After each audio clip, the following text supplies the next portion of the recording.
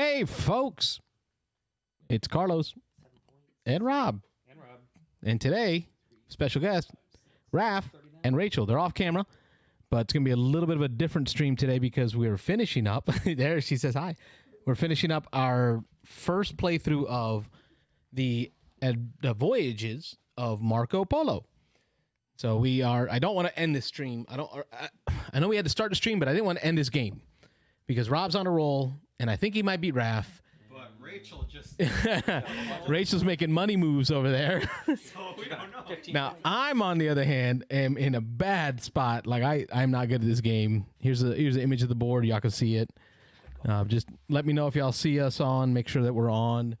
Hopefully, you guys, if you're there. I'm going to open up the phone lines, 813-618-7099. Call in and talk to me about your experiences with Marco Polo or whatever else you want to talk about.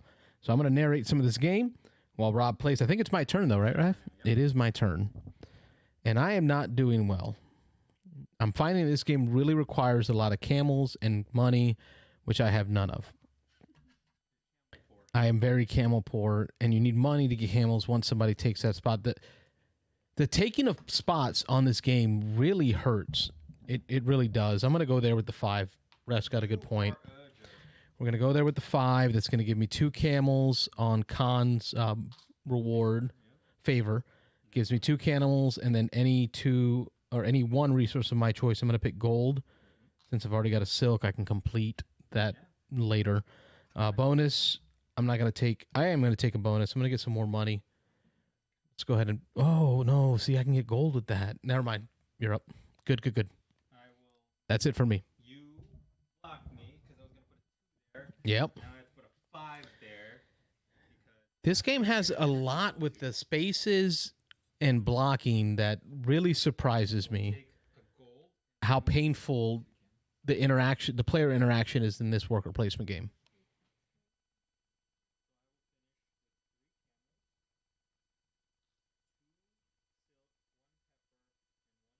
All right, so we are up and rolling.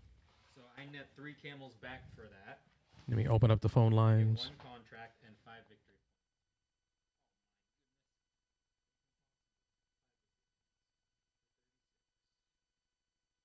And I will spend... All right, phone lines are open. 813-618-7099. Give us a ring. No! Talk to us about what you're playing. I'm going to talk to you a little bit about what we're doing here with Marco Polo, and then when Rob gets done, we'll see if he ended up winning, and then we'll give you our thoughts on Marco Polo. You didn't complete that one. No, yeah,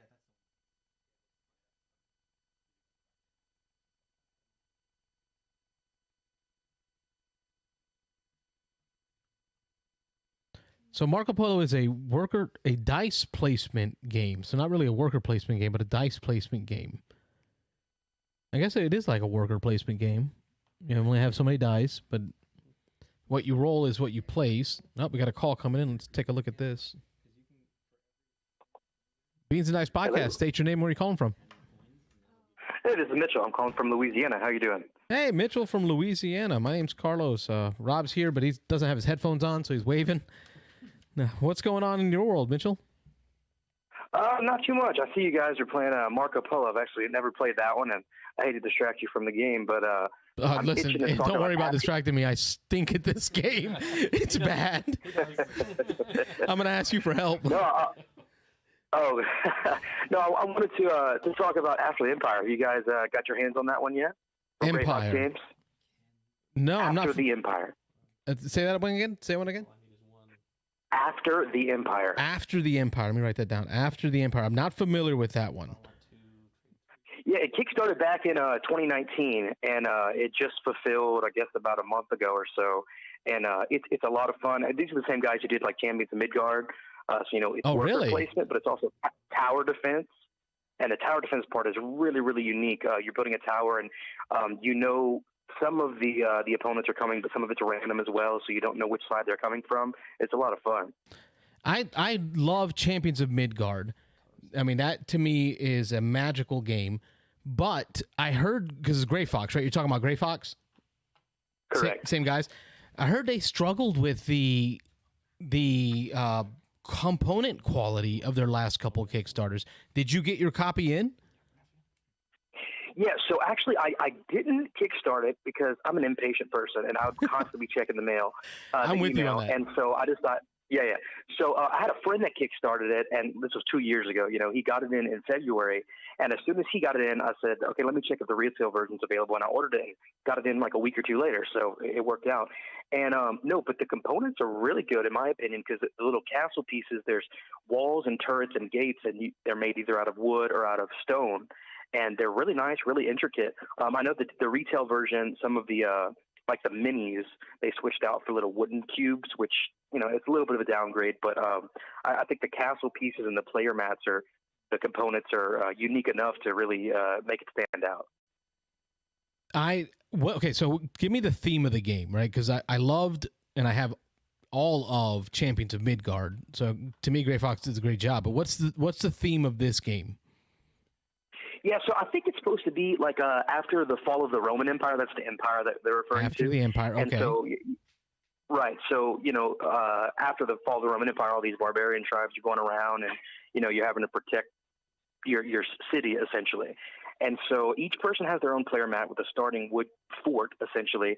And there are these different cards that you flip. And as the game progresses, there's more and more cards that you flip. And based on your score, you'll have more people coming to attack you from one of the four sides, but you don't know which of the four sides it is. Okay, so you're fighting off the barbarian hordes as a after the empire, the fall of Rome. It's so tower defense. You Right. described tower defense. Mm-hmm. What makes it special, though? What are the things that I'm assuming you enjoyed it because you're calling about it.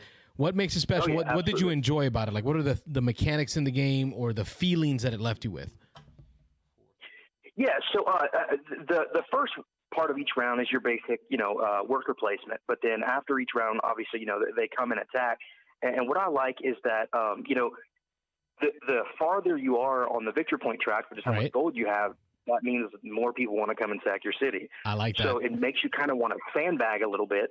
But what happens is every round there's this little catapult. It's called the threat tracker, and that rises. So if you sandbag too much, your minimum gold number can't go below that catapult. So it keeps you from sandbagging too much. It's one of those games that you really don't know who's going to win until the last round because you're constantly trying to get below the other people so you're not getting attacked as much. Right. But at the same time, that's your victory points right there. So you don't want to get too far below them. It's a really unique balance. I like that because some of the games that I really do enjoy, that I love, let me say love, that's the word I'll use, includes Twilight Imperium 4th Edition. And in Twilight Imperium 4th Edition, one of the big checks for the game is anytime somebody's leading in points, they always get sacked on by all the other players. But it does leave a bad taste in that player's mouth because they feel like, oh, just because I'm winning, everybody's going to jump on me. In Age of the Empire, or I'm sorry, After the Empire, it sounds like the game system does it for you. Like it will make it harder for that leading player. Not so much as a catch-up mechanism, but to me, it makes sense. It makes themey sense. The city with the most gold is going to get sacked the most. Absolutely. Yeah. So thematically, it works really well, and it also just works really well for making it very competitive because player turn each round is in reverse gold order. So the person with the lowest gold is going to go first. But actually, That's huge. Going first, yeah. Going first is not always the best thing though, because like what I'll do is I'll wait until if I'm the last one going, I'm gonna at the last minute drop my gold somehow below the other player by spending some gold, and so they have no way to lower the gold anymore as the hordes are coming, and so they're stuck out in front. It creates nice little plays like that I haven't really experienced in other games too much. So there's that balance, right? Because it is worker. You did say it's worker placement. It has a worker placement aspect. So going first is huge in worker placement. I'm finding that out in Marco Polo. In the Voyages of Marco Polo, going first is huge. So that's a bonus. But however, in Age of or After the Empire, if you get to go last, you get to modify your treasury, right? Buy some stuff, get rid of some gold, and not put the target on yourself. Right, and anybody can change their gold amount, but it's kind of everybody's like, oh, I'm gonna drop one below you, so you're in the lead. But being the last one lets you get the last chance. Yeah. You have full knowledge, complete knowledge of where everyone's at gold wise. Exactly. Yeah, it makes it a lot of fun. I'm not even sure if Rob has even heard of that one, After the Empire. Oh, okay, so he's familiar with it. He's really focused on this game because he's in a good competition for first. So I told him I'd host because I'm in last place. So my turns don't matter. But he has heard of it. I haven't. No, but it's Gray Fox. I got a little leery on Gray Fox in the last expansions or Kickstarters that they did for Champions of Midgard. When I talked about components, people complained about the color matching of the cards, right? So like the new cards that you got in the Kickstarter didn't match the old decks of the original publication. So people had a bad taste in their mouth. They just felt like it didn't fulfill right. But it sounds like this game went off without a hitch, and you got the retail version. Yeah, there are some slightly better components. I know in the Kickstarter version, like I said, some of the little miniatures were changed into cubes, and then some of the resource cubes in the Kickstarter version were like textured, which look really nice. Oh yeah. Which it's got good gameplay. I like good components, but as long as it's good gameplay, I'll make it work. I hadn't played the Midgard expansions because I heard some of those bad reviews you mentioned, and I played the base game enough to enjoy the heck of it by itself. Tell you what, though, you add Valhalla to that, just that one, just the Valhalla piece to Champions of Midgard, and it just changes the whole game. Like completely changes the whole game. I'll have to check it out. That to me, I the only time I've ever gone back to play Champions of Midgard without the Valhalla expansion is when I play with my kids, because I find that the Champions of Midgard luck aspect allows for the kids to be able to compete with me, right? Because the dice do matter a lot. But with Valhalla, it adds this whole resource management of souls. You're managing the resource of the dead souls. So you're sending guys to go die so that you can use their souls to buy new cards, new resources, new bonuses. So it just adds a whole nother level of the game. So make that happen. That's one of the indictments, though, that my friend told me about it that kind of turned me off to it. He said he felt like it was incentivizing you to have your troops die, and he didn't like that aspect of it. But I guess everybody has their own I think opinion. about like the Vikings, right? Theme-wise, right? Their whole goal was to, dine in Valhalla and skull, drinking with Odin, right? So I'm just doing what they want to do, right? I'm going to send you go fight that monster just to die. Yeah, that makes sense. But how's the game scene up there in Louisiana? You said Louisiana, right? Yeah. Well, right now it's pretty dead. I'm sure everywhere with COVID. But yeah, we have a pretty vibrant community a little bit away from me in Lafayette. There's a Southern Board Game Festival that, we've done it for 2 years now, and the third year got kaput because of COVID, Right. But yeah, we have a pretty healthy community around here. It's nice. Glad to hear that, man. I that's my goal. Is to travel. I want to go. I love going to new places, checking out new shops, checking out new communities, meeting other gamers. So hearing about what other people deal with game-wise, what they have in the community always excites me. That's why I like to ask that question. Yeah, man, if you're ever in Louisiana, hopefully you can check out Southern Board Game Festival. It's in Lafayette, which, and again, I don't know when the next is going to be now because we're waiting on COVID, but hopefully sooner rather than later. I'm going to put that one on the list because I am getting out this year. I think I'm at a point where I'm just looking forward to getting out to conventions and gaming again. Yeah.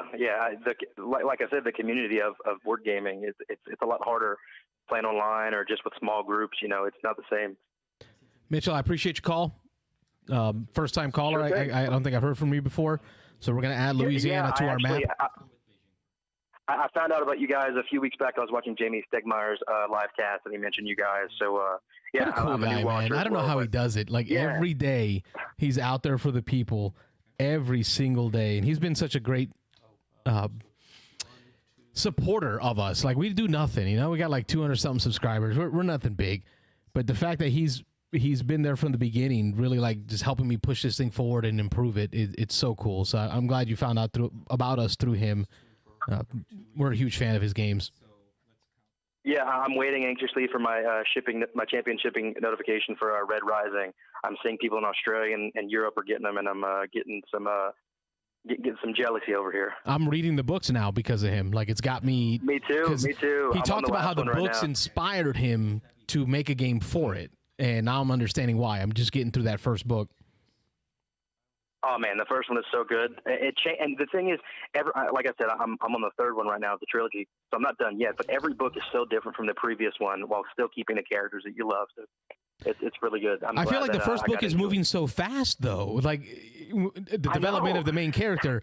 I'm wondering, like, there's 4 more books after this. How much more can it develop this guy? Like, they've already. Anyway, no spoilers, folks. Y'all, I'll let y'all read the novels yourselves. Thanks again, Mitchell, for your call, man. Hey, thanks for having me. Y'all have a good night. Appreciate it. Pretty cool. Got a call from Louisiana. Sweet. Yeah, talked to Mitchell. We talked about the age of after the Empire. First Louisiana caller ever. Yeah, so we can add Louisiana to the board. Ohio, Louisiana. Stick a pin in it. We had Canada. Yeah, we need a map back there. We're gonna get a map. So they are finishing their scoring. So they're going through their scoring right now, and I think Rob has Raph busting out the rule book because I guess it must be a tight. We're tied. Oh, you're tied? Not in No, final in score. final score, not yet, but we're tied in the Contracts. All right, so if you can see on the board, let me see. Where's our trails here? Way over there in the corner in yellow. Around the corner is Raph. Seven, it won't matter. Yeah, I think it's Rob, where's Rob? Where's your score marker? Oh, you're way back there, homie. How do you think you're tied? I've already got it. Oh, you went around the board? Oh, Rob went around the board. Around the outside? But it doesn't tell you in-game scoring? it doesn't say it in game. Well, final scoring's right here. It It's doesn't tell you what tie. oh, what to do with a tie. For just person with The player or players with the most completed contracts. Listen, English is not even my first language, and I figured that one out. I guessed that, but if we didn't look. Rob said I guessed. Does he have any end game? I do not have any end-game scoring. These are gold cards? Yeah, our gold cards are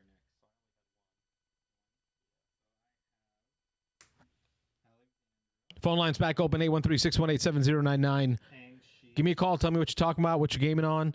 So that's 4, Rob should be joining us soon once they get the scoring done here. 4. And we'll get his opinion on Marco Polo, the voyages of Marco Polo. 6 more. It's our first time playing it. 1, 2, 3, 4, Stack? 5, 6. No, it should be 3 non-unique gets you 6. Yeah.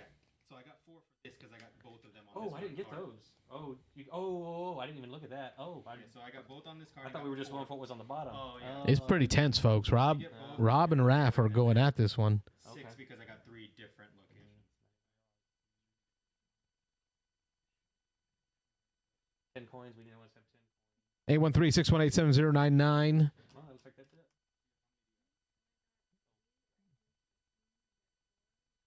I got none. You get I couldn't. It costs too much. I picked the farthest. So Marco Polo has almost like a ticket to ride mechanic where you pick these cars for destinations, and I picked 2 that were pretty far away because of the special ability of my character, and I was not able to meet any of those goals. Oh, Carlos had 10 gold. But I guess the good thing is the cards don't punish you for not completing them. I just didn't get any of them. I found moving on this game very hard to move. She got 3rd place. Rachel said 3rd place. Carlos got 4th. You're welcome. If I had done one more contract, then you wouldn't have got the 7. It would have been I completely forgot about these. I thought we were just trying to get as many as we could to get up to there. It's that I and didn't, that. So I it's didn't a look bonus. at that. That's what I thought you were doing. I thought you had gotten the 2 for that like that, and then you said you got a 3rd one, so now you go to 3 and get. So what was the final scores? Where'd we end up? I was one of them. 11. Probably not. So he's Although at 60. I could have come over here actually and gotten I this got one, which would have 66. given me 6 more points. So Raph, you got Well, I was trying to 66, find Oh, no, someone to jump over. 56, 5-6. Yep. I would have netted like 3 more points. Rob got 60. Rob got 60. Rachel got 48. 60, 48 for Rachel. Yep. And I'm at a whopping 25. I think you were 25. 25. Look at that, folks. I'm not surprised by that. I'm not good at Euro games. It's just not my thing. It's a lot of that extra planning ahead. And then when I start to see tables like Marco Polo has this table, it just kind of reminds me of Way of the Panda. I call that a table. It's a little one. It's not like the game's based on a table. It's like a Mediterranean Excel sheet on the board. I'm just saying. Yeah, don't worry. That I can help, but Talk to your people. and Mike's live. that yeah no, Mike's not on yet. I'll give you a chance to move it. So Rob's wrapping up and getting himself set up here. Give us a chance to talk about Marco Polo, the voyages of Marco Polo. Headphones on? Yeah, I can hear it now. You can hear? Got your headphones on? Yep. Loosen these up. Set it to where you want it. Tighten them back up. I couldn't distract Rob. He was on a roll, and I'm sorry, folks. I didn't want to end this game because I didn't want to end Rob's chance to get the victory. Oh, all about me, huh? It is all about you. I mean, beating Raph at least. Yeah. At his own game. Oh, yeah. Yeah, well, that's not nice to beat somebody at their own game.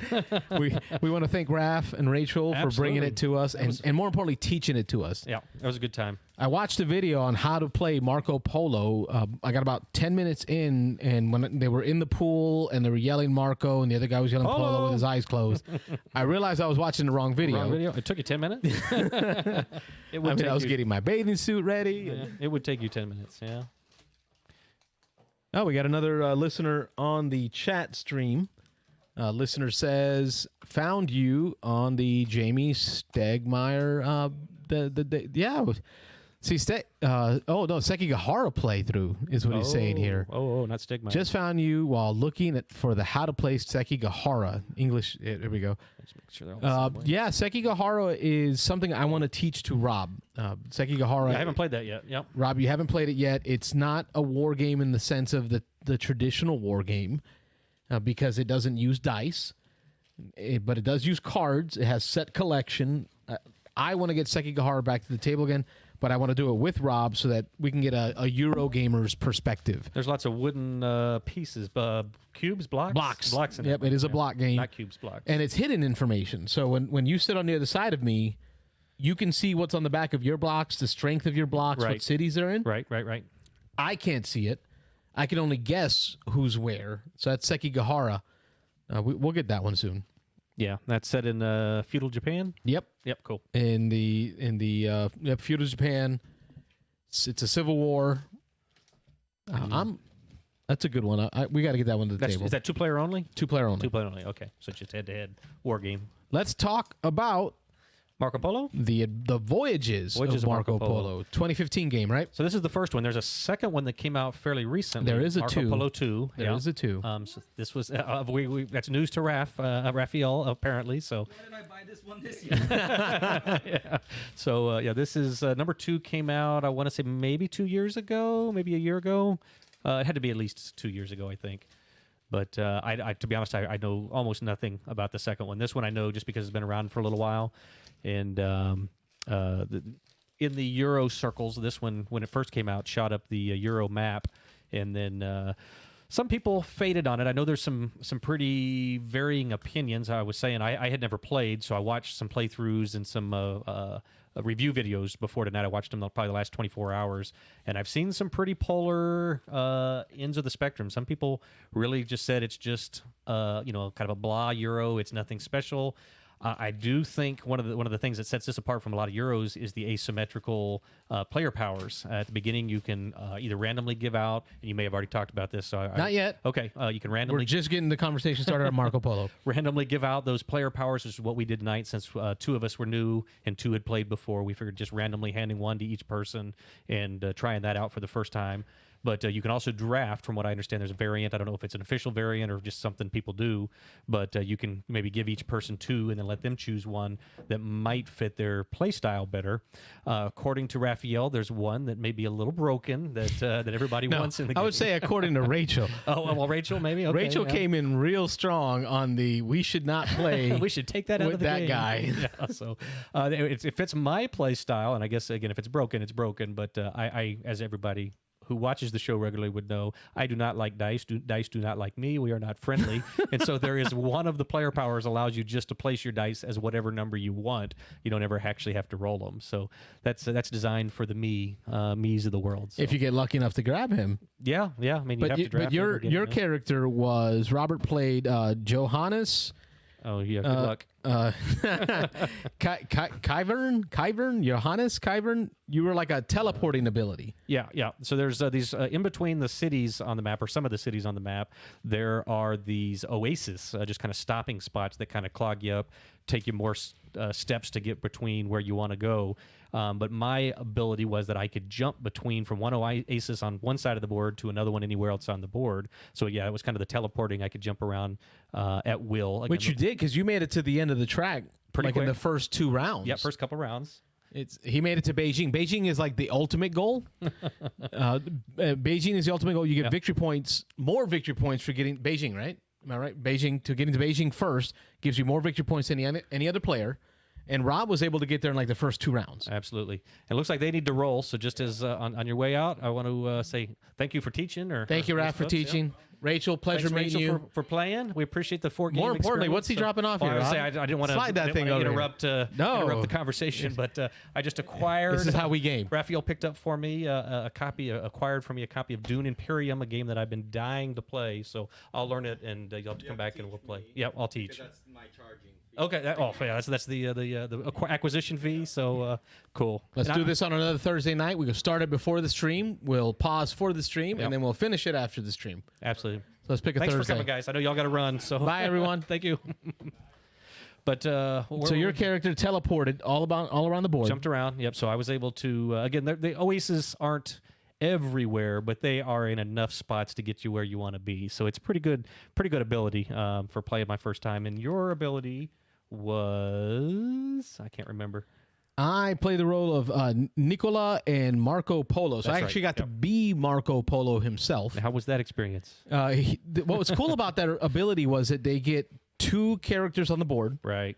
Yep. And so in this game, you've got 1 character on the board. And when that 1 character, you're moving them on these various tracks around kind of like the Silk Road, right, through Italy, Eastern Europe, into Was it Africa? Western Asia. Northern Africa? Was Yeah, down a at the little bit of bottom? Northern Yeah, Africa in there. yeah, just on the edge. And yeah. then you get into like the Russia, and then the Rus, and then you get into Asia proper, and the goal is to get to the end with his Beijing. You get to the last stop is Beijing, and you're gonna hit all these little spots on the road.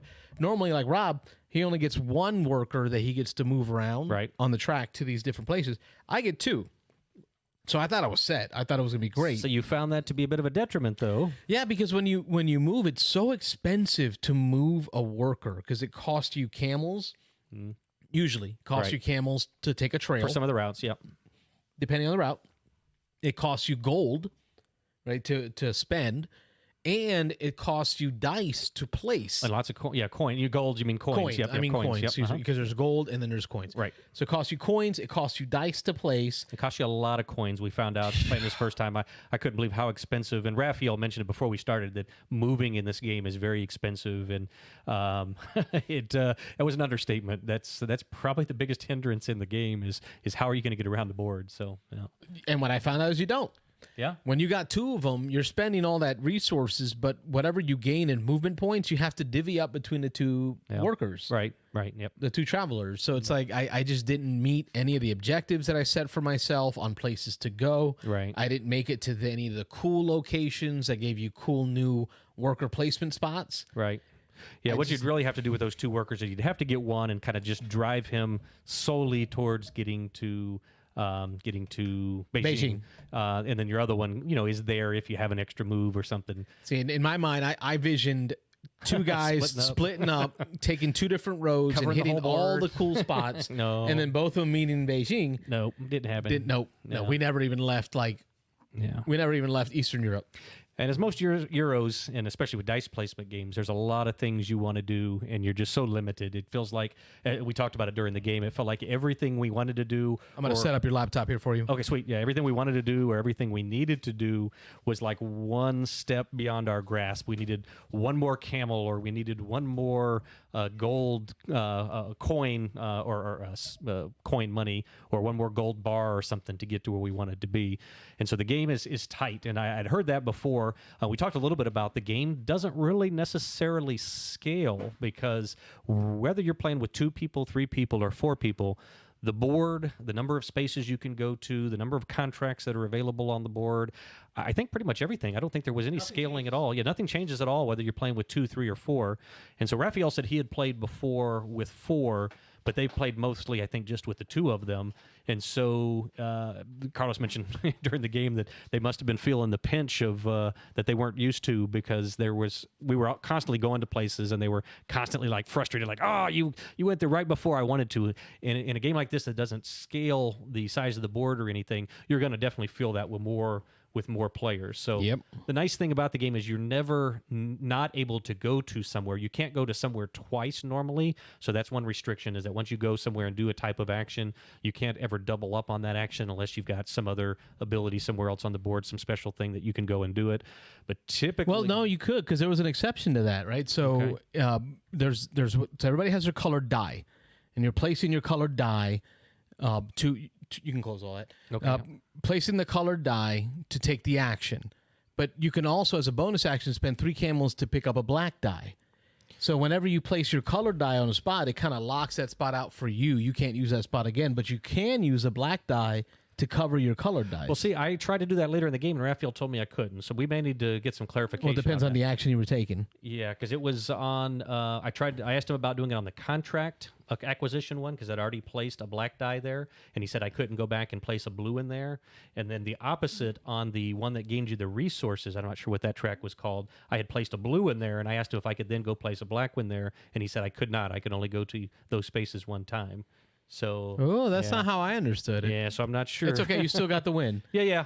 So a win's a win. I'll take it. But yeah, definitely. So, See, Raph, if you're watching this on the way home, brother, we got some questions on or maybe, number one. maybe why you driving and watching YouTube? Exactly.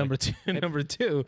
What's up with the rules, man? Yeah, so maybe if somebody knows the game, if they wouldn't mind calling in. And, Can you place a black die on top of your colored die after you've already taken that action in Marco Polo? I guess that's the question. Yeah, now that I've got the computer fired up here, give me just a minute. I'll pull Marco Polo up since we're talking about it here on the BGG, and we can look at some images, and y'all can get a little bit better idea. So, yep, here we go. Voyages of Marco Polo, 2015 release. Waiting for it to load up here. Here we go.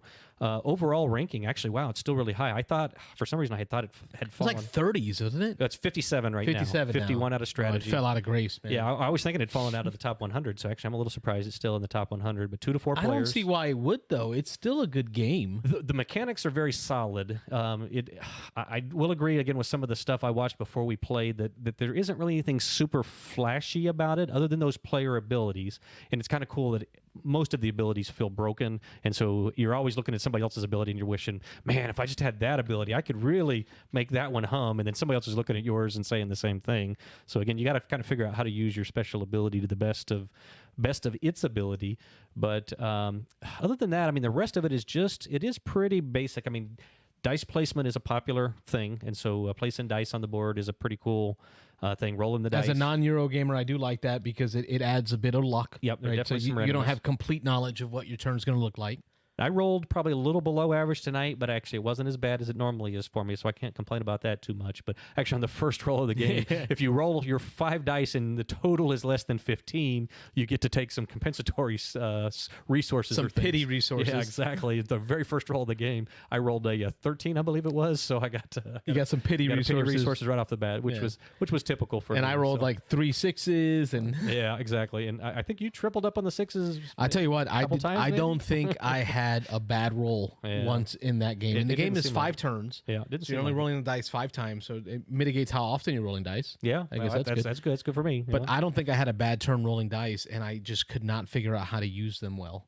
Yeah, it is definitely brain burning. I mean, it is a Euro, and as you said, I heard you saying as we were playing that I am on the slower side of most players, and so I was really putting some brain power into it. I mean, if I would have played a little quicker, I probably wouldn't have gotten quite so many points, but it was pretty close between me and Raphael. He's played a handful of times, so I don't feel too bad that I put some thought into it and was able to squeak out a win. But Sounds like you were watching a bunch of videos on how to.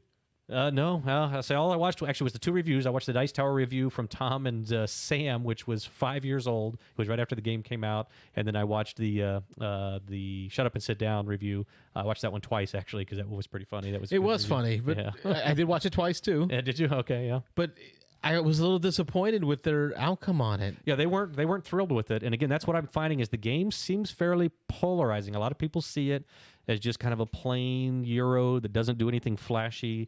I don't think anybody would disagree with the statement that the mechanics are solid, that it's a tight game. And I was a little surprised at the end of how widespread we were. Raph and I were pretty close at the top.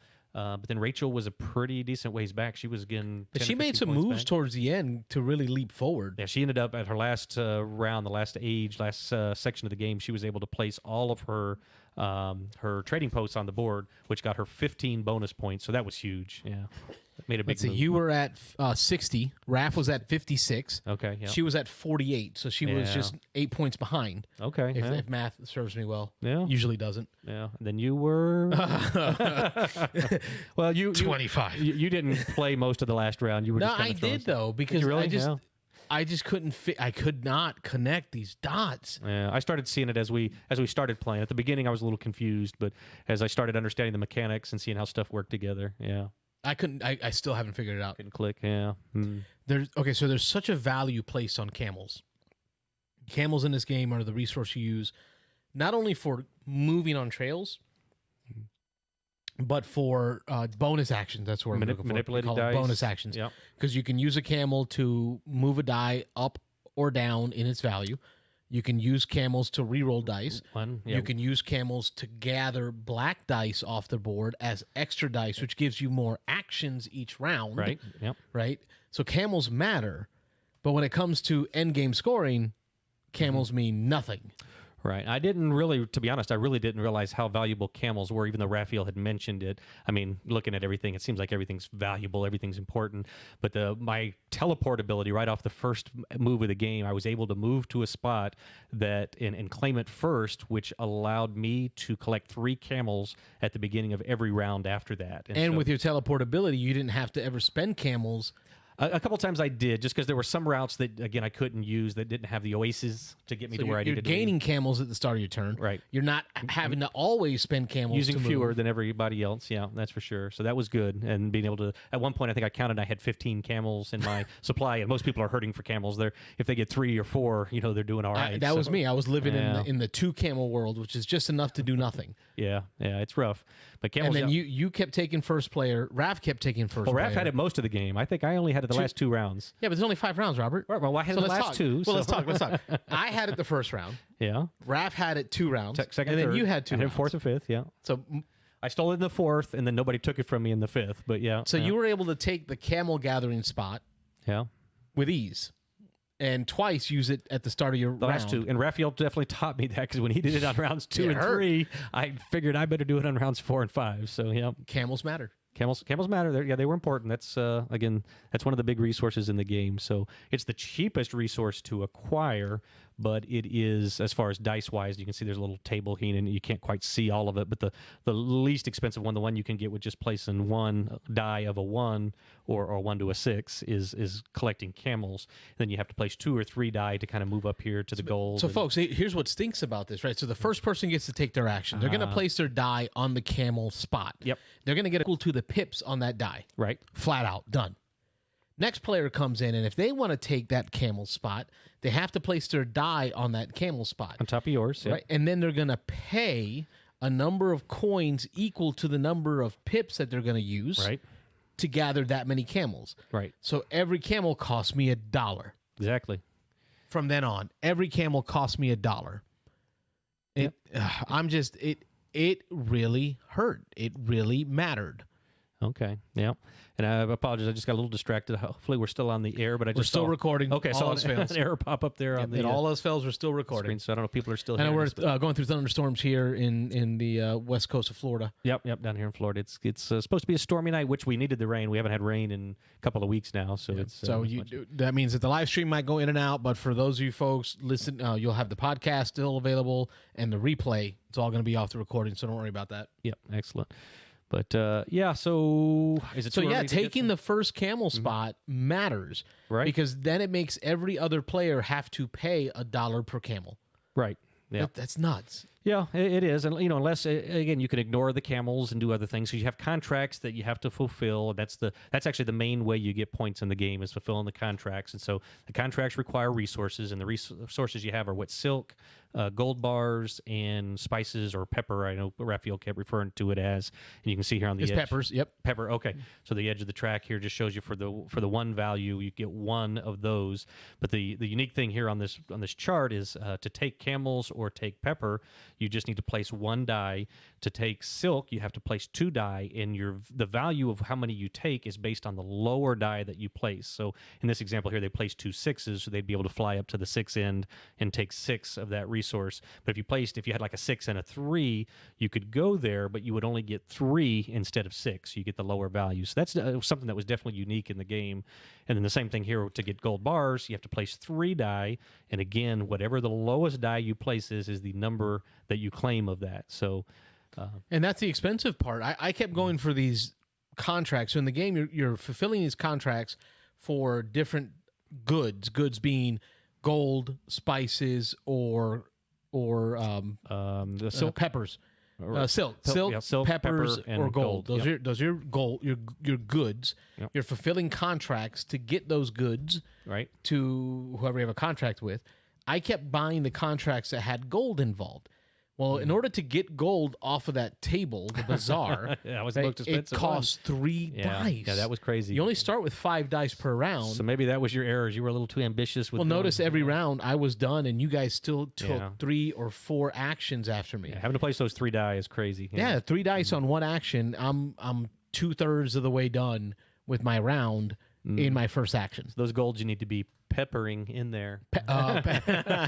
He's so punny, folks. Yeah, not going heavy on them. Just pepper them here and there. So, Pepper 'em. Yeah. Anyway, but This met all my expectations. yeah, it was a fun game. I won't say it's my favorite Euro, but it's my first play, so I definitely would play it again. Just my first impression here off of playing it the one time. It's not one that I got done with and I immediately said I got to play that again. It was a little brain burner. I sat for a minute and thought, okay, what did I just do? How did I win that? How did I get there? So it's on the medium to heavy side, I would say. Probably not heavy, on the medium side. But it's listed as a heavy. Is I it? mean, Is what's it what's heavy? the I can go back and look? Yeah, let's go back and look and see at the. what's the BGG say on this one? Let's see. Let's go back. Because it looked red to me when I saw the weight.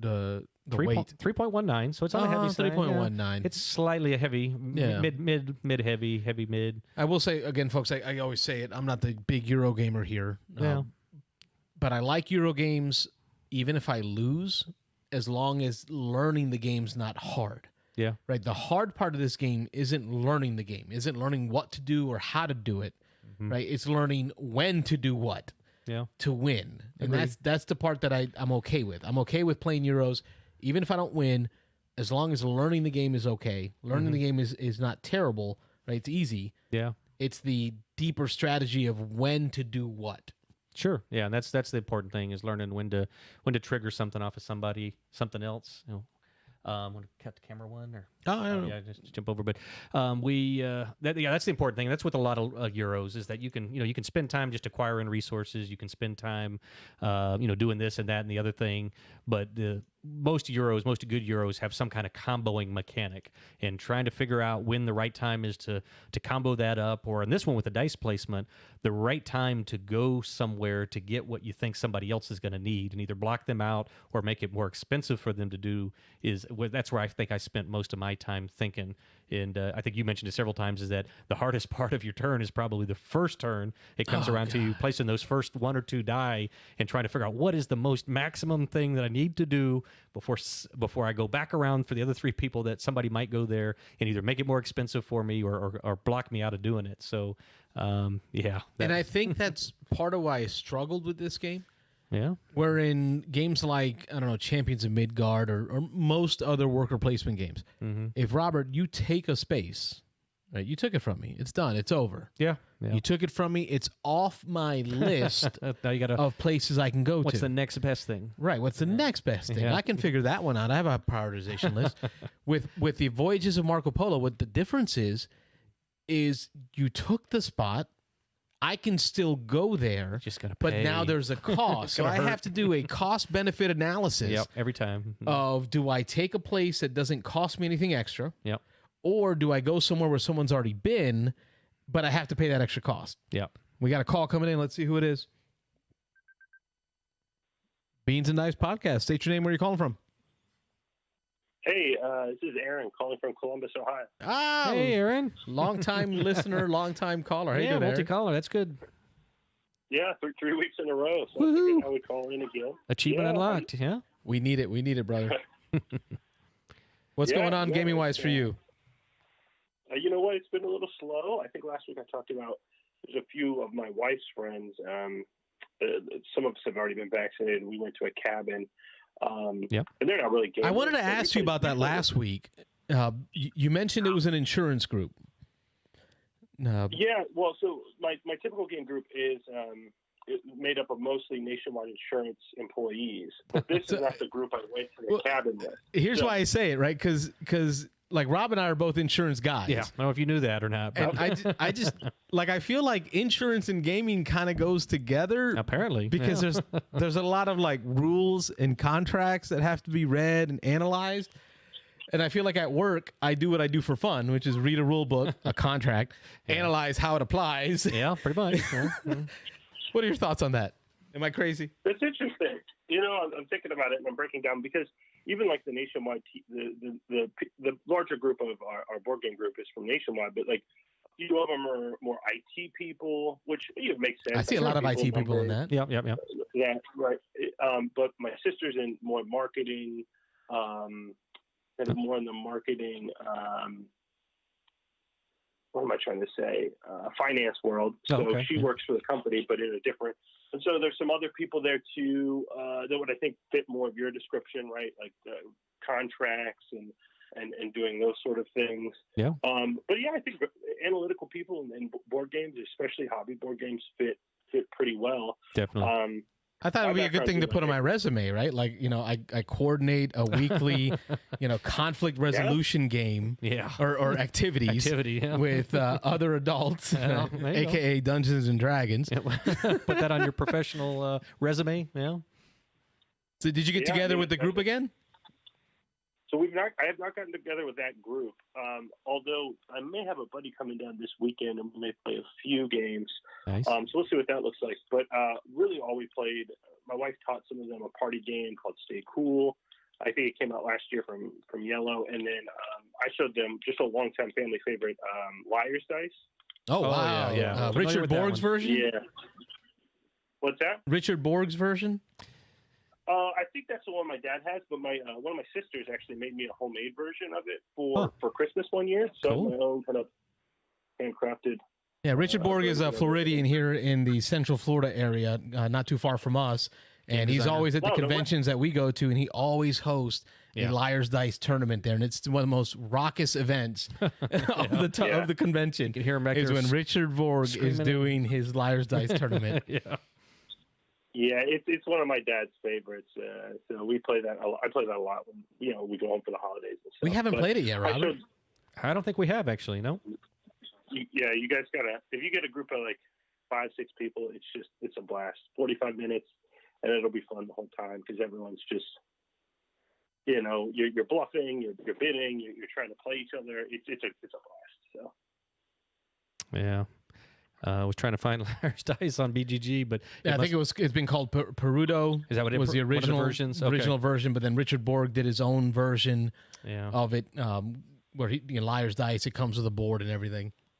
Okay. Robert's trying to pull it up on the BGG. Yeah, we're just trying to get some images of it, but there wasn't a Liar's Dice that came up. So, any thoughts on the main topic today with Marco Polo? Have you played? Are you aware of it? Is it on your list?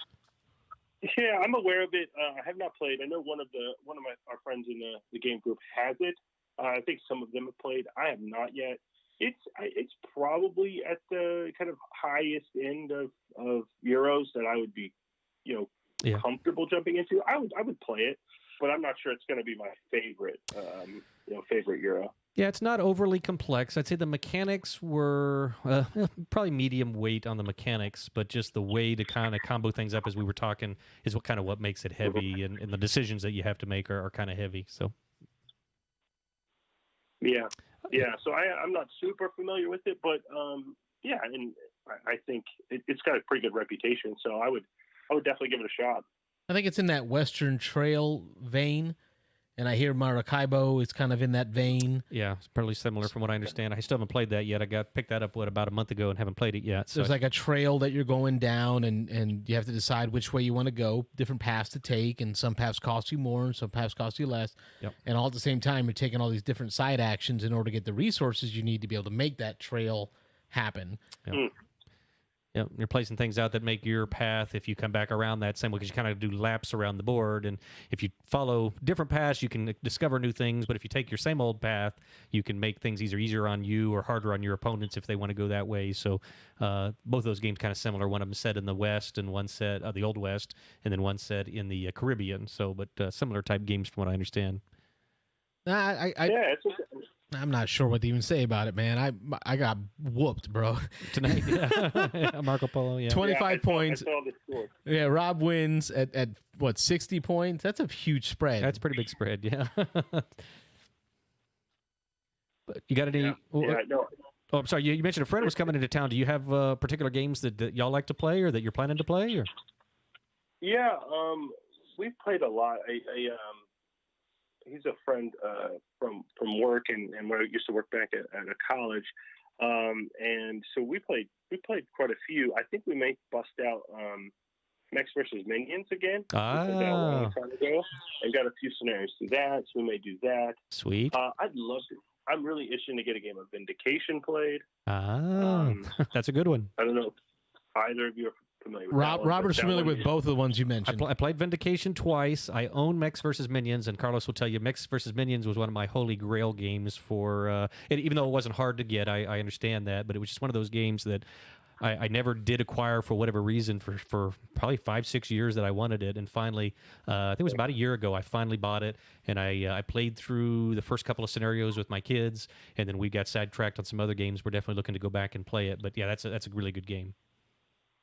Yeah, it's just a perfect sort of, it's a big box, so it does have some difficulty getting to the table sometimes, yeah. But it really is pretty easy to get into and play, and, it's not super complicated. It's just a great cooperative game, and a different cooperative game. It's not following kind of I think a lot of co-ops, or like the standard co-ops or entryway co-ops, follow that pandemic sort of vibe, but this thing is just this programming cooperative game. Such a cool fresh take on it. So I find not co-op, but programming games to be so frustrating. I have a Colt. Oh man, A Colt Express. Colt Express. That's the one. Yeah. That's one of the programming games I have. So it's a train robbery game. I'm not sure if you're familiar with it, Aaron. It's a train.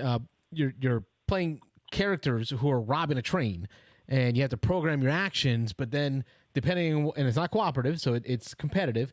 Depending on what the opponents do, it just totally messes your whole program up. Does Mechs and Minion have that kind of a impact where you program something, but something somebody else did completely makes your turn just null, void, not even worth doing?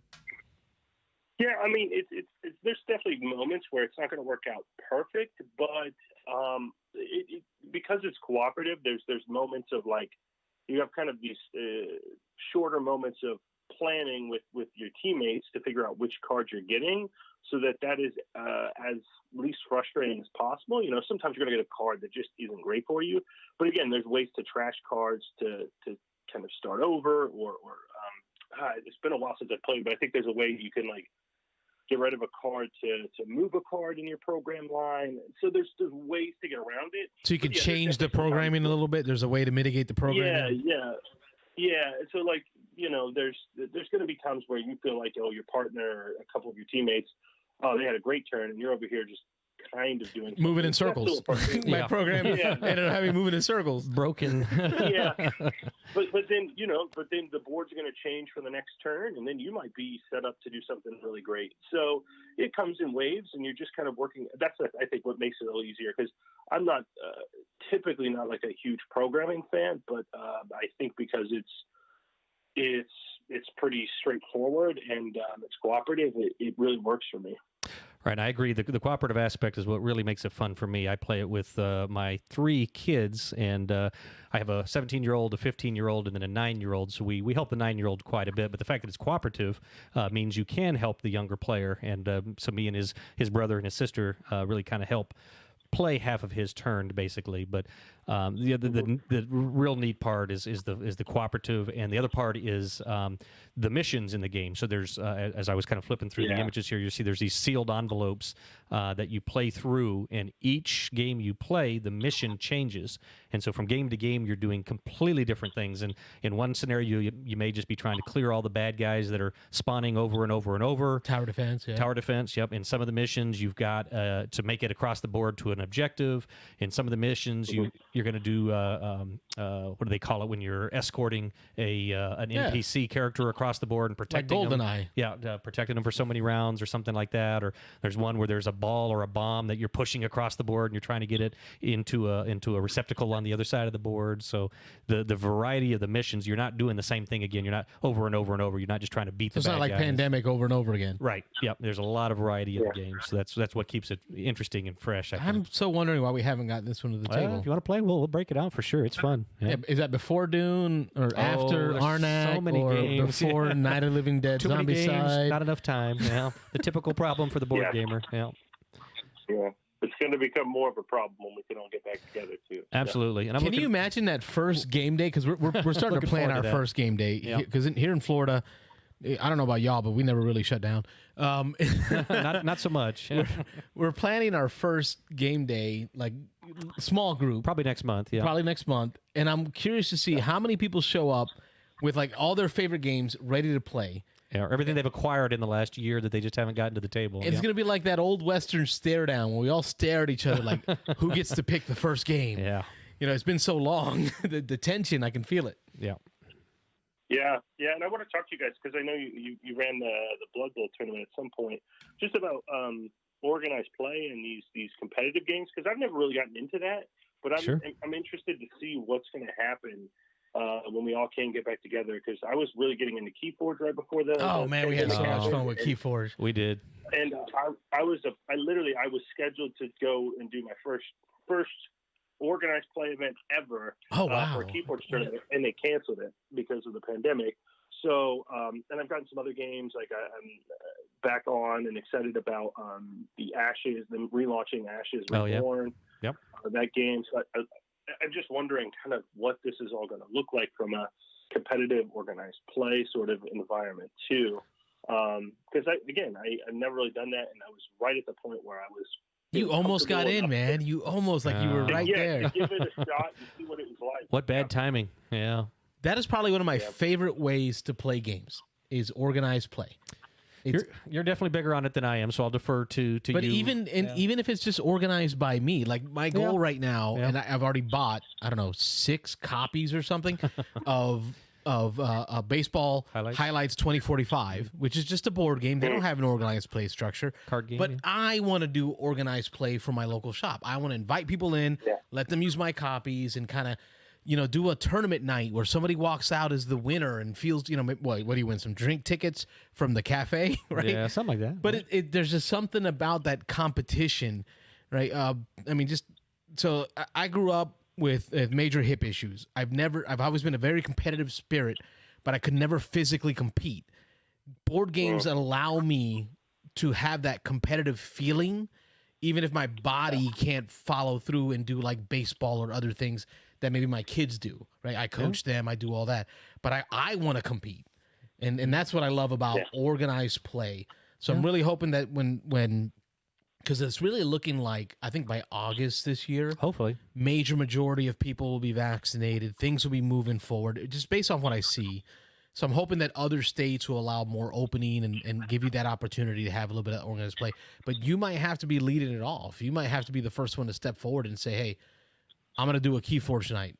Yeah, and it's a sticky situation. I mean, we've kind of put out the feelers about within our own game group, which we've got, our Facebook group's over 100 people now. But, the real diehard group that used to be coming to our game nights, we used to do a once-a-month game night. We'd have about pushing 30 people some game nights that would come out to the shop, and we'd fill up the shop, and we'd have a good time. But just even putting out feelers to those 20 or 30 people just to kind of get an idea, for next month. we had some pretty varied responses. There were some people who were absolutely no, unless you can guarantee me that everybody's going to have a mask, everybody's going to be, following all safety protocols, I'm absolutely not coming. And then we had people on the other end. They're like, yes, I can't wait to get out of the house. I'm chomping at the bit. Let's do it. I don't care where it is. I don't care how it is. I'm there. I'm going to play. So, initially, I guess to kind of answer your question, what it's going to be like is really up in the air. I think it's going to depend on, your game group. It's going to depend on your state, what they're allowing to happen as far as people getting together. It's going to depend on the businesses in the area. I saw a post online the other day that somebody on one of the big board game groups had posted that they had put out to their community asking about people interested in playing, and they had an outpouring of, I think it was 40 or 50 people, which just blew them away. They were expecting maybe 10 or 15 people. They ended up having to rent out a convention center, a room in a convention center to host it. There's a need, man. We have been we board game for a reason, not because we want to play games, but because we want to see the person on the other side of it. Yeah. And it's just been a year of not having that. I think if it showed, because I reached capacity at the cafe. Oh yeah, with the Blood Bowl tournament. People drove from across the state to get to that tournament to enjoy it because it's just been a desire. Yeah. So I say lead the way, blaze a path. You're going to find like-minded folks who are willing to risk what they can within their risk capacity. We all have different risk capacity based on our family situation and our health. But you're going to find like-minded people who are going to want to join you. I think I'm not shocked to hear that they were overwhelmed with interest. Yeah, and there obviously still needs to be some level of safety. You got to be kind of smart how you go about things. We made everybody wear masks. Yeah. We made everybody. We had hand sanitizer all over the place. Yeah. Right. It went off very well. I was so surprised as to how smooth that tournament went. That's great to hear. Yeah. Yeah, that's awesome. It's great to hear from our other co-host out of Columbus, Ohio. Yeah, thanks for joining us again, Aaron. We appreciate hearing from you. It's always good. We want to hear good reports about you getting out there and gaming safely, but gaming. Yep. Yeah, I will keep you guys updated for sure. Awesome. It's great. I love what you're doing. I'll let you guys go, but have a great night. Take care and have a good night. Aaron. All right, that opens up our phone line again. I think. Yeah. Oh, it is time though, so I think we'll just give folks a minute. We'll give it a few minutes if somebody wants to pop in and say anything. Otherwise, do we want to do kind of quick final thoughts on Marco Polo? Yeah, Voyages of Marco Polo. I don't know if we beat that to death. I don't think we beat it to death. Okay, we talked about the game itself, how it played, our thoughts while playing. Yep.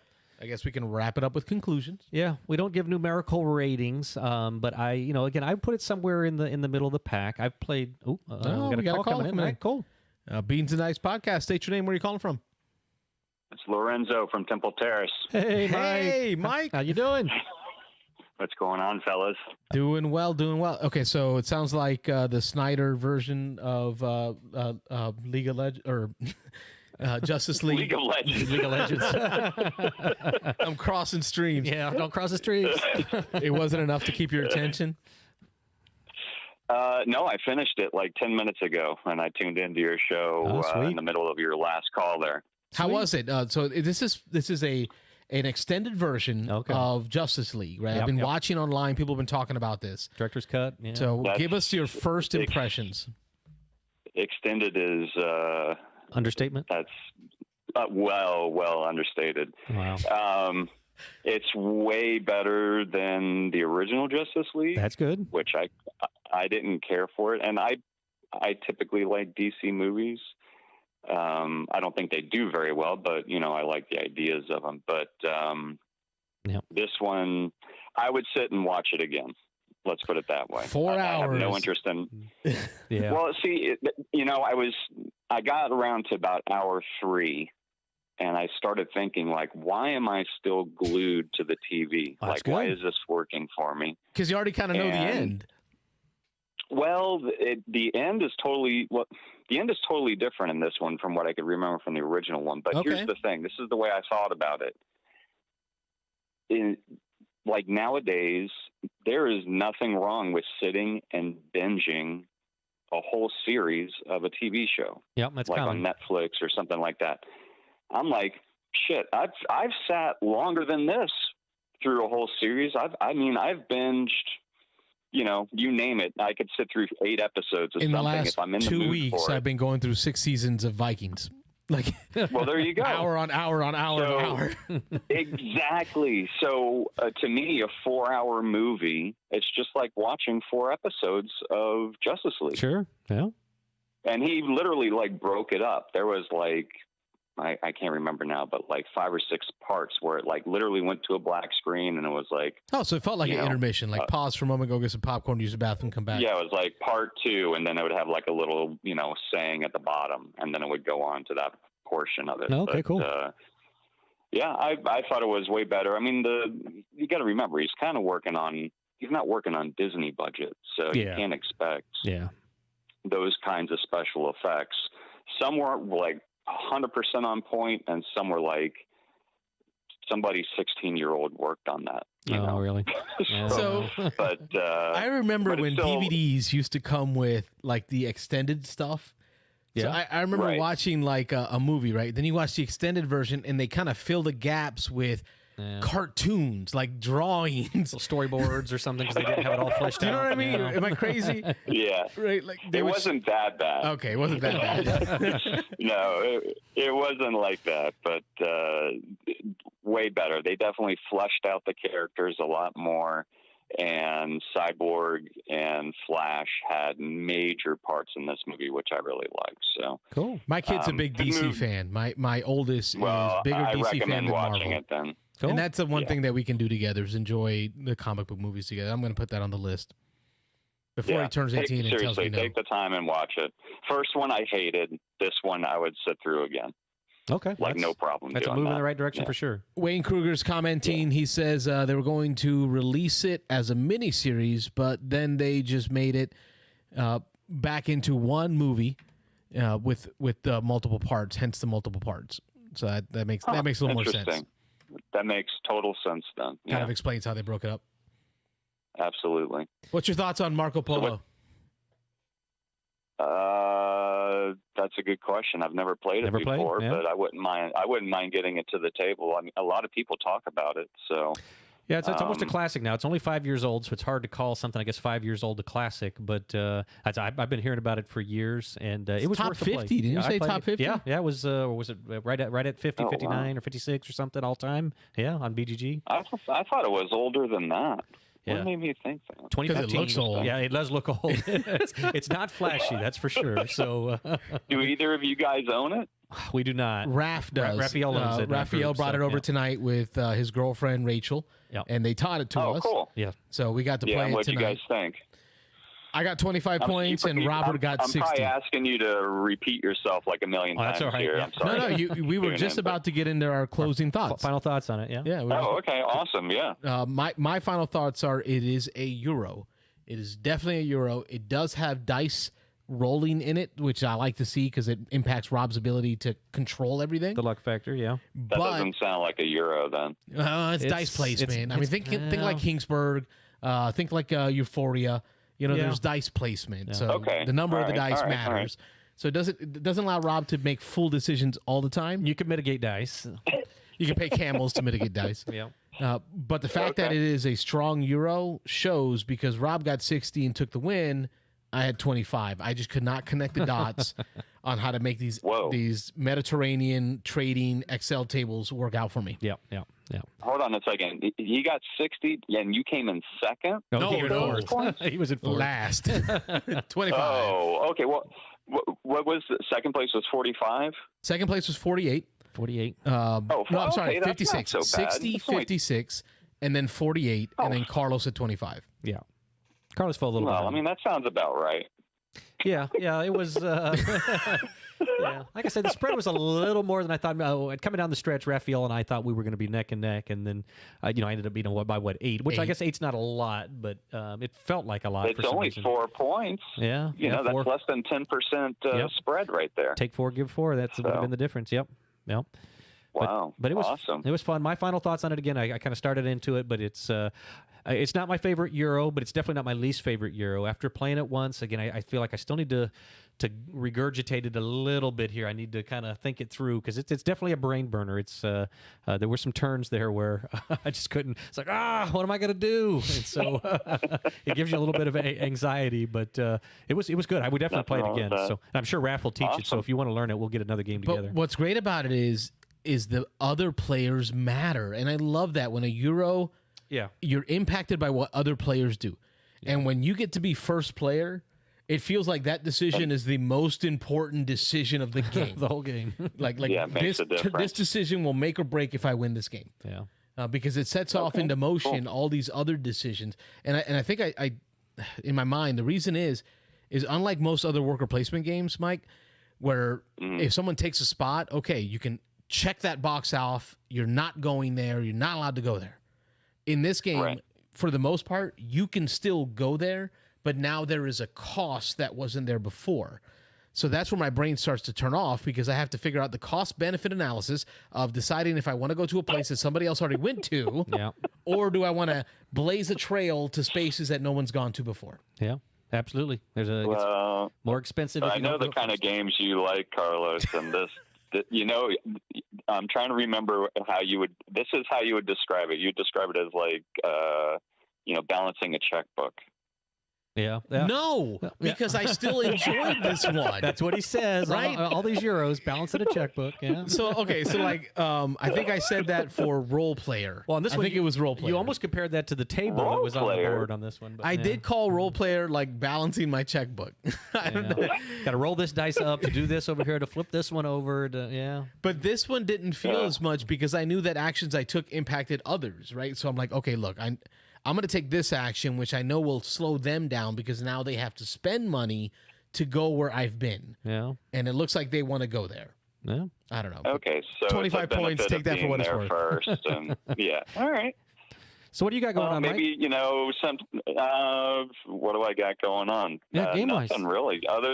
I've just been looking forward to Justice League this week, and it was better than what I thought. And then, I did a wild goose chase yesterday looking for sales at Barnes & Noble. You and Robert both. And wound up with nothing. Well. And but it was the day before that I met with Rob at the one Barnes & Noble in our area at the time that actually had some sales. So we... I'm sure Rob touched on this earlier, but I picked up Abomination. Yeah. Oh, okay. Well, I picked up Abomination and Arkham Horror. Arkham Horror, 3rd edition. Got them both out the door for $60. Yeah. Thanks to an extra 10% off there. And I'm thinking to myself, I'm like walking tall. I'm like, all right. I broke my promise for the year. I bought a board game. I actually bought 2 board games, but I lasted 2.5 months. And I'm walking tall. Yeah, I know. And hey, I mean that's 2.5 months. That's pretty good. I'm not judging. I'm not judging. I haven't backed any Kickstarters. And I haven't bought any games for 2.5 months. That's a major milestone for me. So anyway, I'm walking tall. Facebook fact checkers are coming in right now. Yeah, I'm walking tall. I've got these 2 games. Like, these are awesome games. $60 out the door. And then I look online and people are like, "Oh, I just picked up Abomination for $15." I'm like, what the flip is that all about? We paid like, $27 for it, and then they get it for $15. Yeah. I know. I kind of like deflated the room a little bit, but I was just like, I still got a good deal. I'm not going to complain too much. Exactly. But, I think I was grilling that day. Robert came over. I was grilling. Robert came over to drop off a copy of Blitz Bowl that he got for me at the Barnes & Noble. Right. And then he unboxed Abomination out on the patio while we're grilling. Yep. I want to try that. It's interesting. There are, I was telling Rob that there's revised rules on BGG. I went downloaded that kind of streamlined the game. Oh, you did? I did. Excellent. Okay, kind of streamlines the game, because a lot of people were complaining that it was too long for what you got out of it. Yeah. And I guess I could understand that, but hopefully the new rules will help that along. Yeah, there were just a few tweaks to the setup. There's a few tweaks to a couple of the rules during the game, and then the in game there's a couple of tweaks. But it was one page of tweaks to the game, and so yeah, after you told me Okay. that, All right, cool. it enhanced the game, I jumped on that. So I'm going to try that first, even before I even play the way that it's written out of the box. I'd rather play the good version. So yep. Yeah, I don't blame you. Yeah, I'm going to do the same thing. I think we're gonna have to take this stream on a mobile route. Road trip, yeah. Road trip out to the cafe and Yeah. make some abomination happen on a Thursday, so we can then stream and talk about it. Yeah, it'd be cool. Yeah, that sounds cool. I'm down for that. Awesome. Well, it's glad to All hear right, from you, brother. fellas. I appreciate the update Yeah, thanks for on calling, Mike. Justice League. Look forward to Yeah. getting some abomination to the table, and Yes. and hoping to hear some good stuff coming up on your channel soon. Oh man, I need to get off my rear end. And just, It's amazing, isn't it? I just need to do it. You know, it's such a pain in the butt. You know, I would love to do it, but then my problem is I think ahead. I'm like, I'm just thinking about all the editing that I'm going to have to do to get it to where I want it. Cause I'm trying to raise the bar a notch on solo games and I don't want to get into it, but you know, it's just me and my ugly mug up there, you know, with my one video for now, and just me trying to explain what I want to do with the hire an editor. channel. You need to get a professional on there. No, I got some tips from Dan on how he does it. I talked to him about it with what helps him cut out a lot of the editing, and I put Rob through that this last week because Unmatched. we played Unmatched using that style where we're only recording when we're ready to move stuff, when we're ready to play stuff, which meant that there was less stuff for me to edit, and that video went up so fast. Yeah. So, Yeah, I helped Dan edit a video. I don't think he's put it up because I actually beat him in the game. Oh. But I helped him edit that video, and you're right. It like if you're just doing what you're moving when you're ready, like you said, it like half the time, at least half the time. Cleans it up. So yeah. Yeah, Rob wasn't sure. He wasn't sure how he felt about it. But I told him, sorry, homie, I'm the one in the editing booth for hours. Yeah. And I can't sit here editing out your thinking the whole time. We had a deep discussion about it, and just I gave my opinion that when I watch a playthrough of a game, I don't usually watch the whole playthrough, and so maybe that's good or bad, but for whatever that is. But when I watch a playthrough, I like to, if I'm trying to look at it to see if I want to purchase that game or not, I want to see the thought process and the way that a turn processes, the way somebody has to think through their turn, how much time it takes them to do it. So I don't mind a little dead air when I'm watching a playthrough. I like to see, what the interaction with the other players is, what's going on. Right. The jump cutting, again, obviously makes it easier to edit, makes the video a lot shorter. It makes it a lot more compact, easier to sit down and watch in 15 minutes. But again, that was my opinion. Is I don't know, my ADD self, diagnosed. I see somebody thinking, I'm like, next video. Yeah. Oh, look, cats. I'm going to watch some cats. Well, that's why I watch all my videos at 1.5 speed, man. I can't. Me too. Can't I'm pay at that attention 1.5 long. speed. I got to keep it moving, folks. I'm an old guy, so I'll just sit there and watch the slow videos. Easy now. Easy. Don't go throwing that old guy term around, man. Right in front of him. I don't know. We're like what do we decide? 1 year apart. So well, it is what it is. Yeah, it is what it is. I agree. Yeah. All right, fellas. We'll Well, see I'll you let you soon. go. I know you got other calls coming up, and we'll that's it. definitely You are the get last call for the Abomination night, to the homie. table. And we're gonna wrap it up. Oh, yeah, I am. We'll plan Abomination for sure. Yeah. We will. All right, man. Great hearing from you, brother. Thanks for I'll calling, talk to you guys later. Bye. See ya. Yep. Bye. That is Gonna it. wrap us up tonight. That will wrap us up for tonight. Sweet. As always, last few calls kind of keep us over our expected time, which I'm totally fine with. That's fine. I want the calls to come in. I want more people to talk to. It was great listening to Mitchell from Louisiana. He said somewhere near Lafayette. Okay. He called in. You missed that. I missed that one, because so- you were beating Raph. Yeah, I'll have to catch him next time. He talked about the After the Empire, which was a Kickstarter from 2019 by Gray Fox Games. Yep.